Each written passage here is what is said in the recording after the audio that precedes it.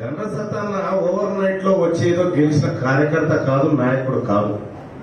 అనేకమైన అవమానాలు, అనేకమైన నిర్బంధాలు, అనేకమైన పోరాటాలు, అనేకమైనటువంటి అవస్థలకు గురి అయితే ఈ ప్రజల కోసం తన మానాన్ని, పానాన్ని అన్నిటినీ లెక్క చేయక పోరాడితే ఇలా మీ గుండెల్లో ఉన్నాడు మీ బిడ్డ, మీ సోదరుడు గండ్ర సత్తన్న.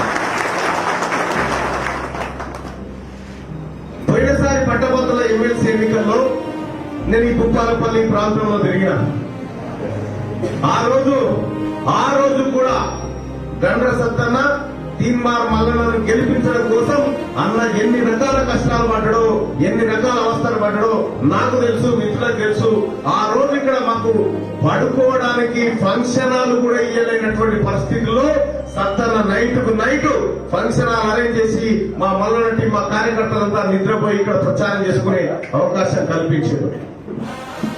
అందుకే సత్తన్న మాకు ప్రత్యేకమైనటువంటి అభిమానం. ముఖ్యంగా మా తీర్మానం అన్న టీంకు చాలా అభిమానం చెప్పాలంటే, ఎందుకంటే తను ఈ రాష్ట్రంలో 34 అసెంబ్లీ నియోజకవర్గాలు ఉంటాయి. పట్టభద్రుల ఎమ్మెల్సీ నియోజకవర్గానికి 34 ఒకే ఒక్క నాయకుడు నాకు అండగా నిలబడ్డాడు. అది గండ్ర సత్తన్న.